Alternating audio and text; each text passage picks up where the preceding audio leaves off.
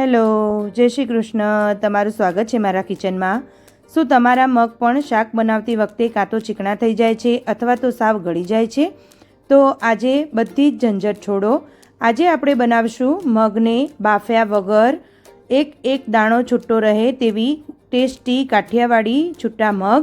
અને હા, માત્ર મગ જ નહીં, તેની સાથે પીરસાતી ગરમા ગરમ કઢી, ભાત સાથે સોફ્ટ રોટલી અને મસાલા છાશ, આખી ખૂબ જ સરસ પરફેક્ટ ગુજરાતી થાળી રેડી કરીશું. તો ચાલો આપણે બનાવવાનું શરૂ કરીએ. સૌ પહેલાં આપણે એક કુકર લઈ લઈશું અને તેને ગરમ કરવા રાખી દઈશું અને ગેસ એકદમ ધીમો રાખીશું. હવે તેમાં 2 ચમચી તેલ એડ કરીશું. હવે તેલને થોડું ગરમ થવા દઈશું. થોડું ગરમ થઈ જાય એટલે પછી તેમાં આપણે રાઈ એડ કરીશું. તમારે ખાલી જીરાનો વઘાર કરવો હોય તો પણ તમે કરી શકો છો. હવે રાઈને આપણે બરાબર બધી જ ફૂટી જવા દઈશું અને પછી તેમાં જીરું એડ કરીશું. હવે જીરું એડ કરી અને તરત જ 8 થી 10 લસણની કળી કાપીને લઈ લઈશું અને તેની સાથે 2 સૂકા લાલ મરચાં લઈ લઈશું. હવે લસણને એકદમ ગોલ્ડન બ્રાઉન થાય ત્યાં સુધી થવા દઈશું, જેથી લસણનો કચાસ બધું જ નીકળી જાય અને આપણું લસણનો ટેસ્ટ ખૂબ સરસ એવો શાકમાં આવે. તો હવે લસણ સરસ એવું ગોલ્ડન બ્રાઉન થઈ ગયું છે. તો હવે તેમાં આપણે લીમડાના પાન, 2 તીખા મરચાં અને 1 નંગ ઝીણી સમારેલી ડુંગળી એડ કરીશું. હવે બધું જ સરસ એવું મિક્સ કરી લઈશું અને ડુંગળી જ્યાં સુધી ટ્રાન્સપરન્ટ થાય ત્યાં સુધી તેને સાંતળીશું. આ બધી જ પ્રોસેસ આપણે ધીમા ગેસ પર કરવાની છે. તો હવે ડુંગળી પણ ટ્રાન્સપરન્ટ થઈ ગઈ છે. તો હવે તેમાં મીડિયમ સાઇઝના 2 નાના ટમેટાં એડ કરીશું અને હવે ટામેટાને પણ મિક્સ કરી લઈશું. જ્યારે ટામેટું એડ કરીએ ત્યારે ગેસની ફ્લેમ હાઈ કરી દઈશું અને ટામેટાને પણ જરાક એવા સાંતળી લઈશું. થોડા એવા ટામેટાં સંતળાઈ જાય પછી તેમાં આપણે બધા જ મસાલા એડ કરીશું. તો અહીંયા અડધી ચમચી હળદર પાવડર, સાથે અડધી ચમચી લાલ મરચું પાવડર, 1 ચમચી જેટલું ધાણા જીરું પાવડર અને સ્વાદ અનુસાર મીઠું એડ કરીશું. હવે બધા જ મસાલાને 1 થી 2 સેકન્ડ માટે સાંતળી લઈશું. સરસ એવા મસાલા સંતળાઈ જાય પછી આગળની પ્રોસેસ કરીશું. તમે મારી રેસીપી કઈ સિટી અને કયા સ્ટેટમાંથી જુઓ છો તે મને કોમેન્ટ જરૂરથી કરજો. હવે અહીંયા મેં મગને 1 કલાક માટે પાણીમાં પલાળીને રાખેલા હતા. તો હવે મસાલા સરસ એવા સંતળાઈ ગયા છે. તો હવે મગને આપણે બધા જ એડ કરી લઈશું. તો અહીંયા મેં ટોટલ 1 કપ મગ લીધેલા છે. તો હવે સરસ એવું બધું જ મિક્સ કરી લઈશું. સરસ એવું બધું પહેલાં મિક્સ કરી અને પછી આપણે આગળની પ્રોસેસ જોઈશું. તો હવેથી જ્યારે પણ તમે મગ બનાવો ત્યારે એકવાર આ રીતથી મગ બનાવીને ટ્રાય કરજો. જરૂરથી તમે ફરીથી આ જ રીતથી મગ બનાવીને ખાશો તેટલી મારી ગેરંટી છે.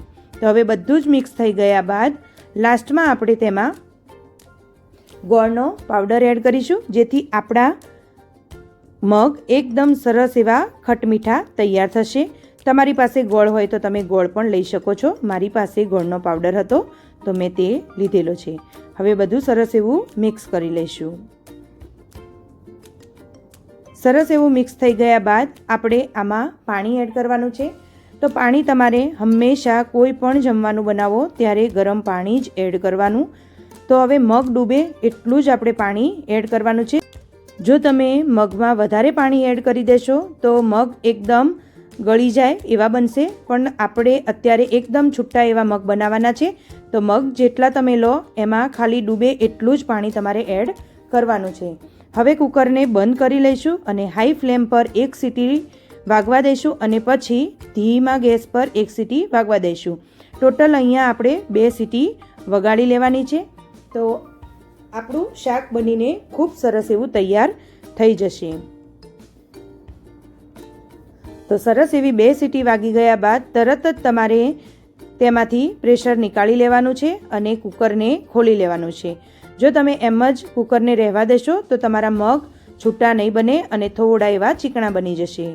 તો પ્રેશર નીકાળી અને આપણે મગને જોઈ લઈશું.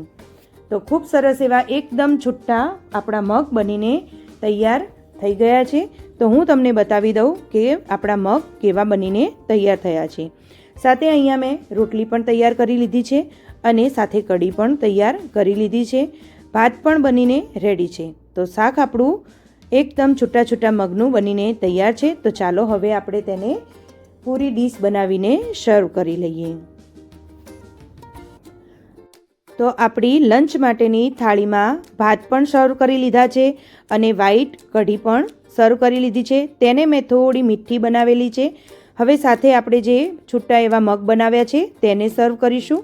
તમે જોઈ શકો છો કે આપણા મગ કેટલા સરસ એવા છૂટા બનીને તૈયાર થઈ ગયા છે. તેની સાથે આપણે સલાડમાં ડુંગળી લઈ લઈશું.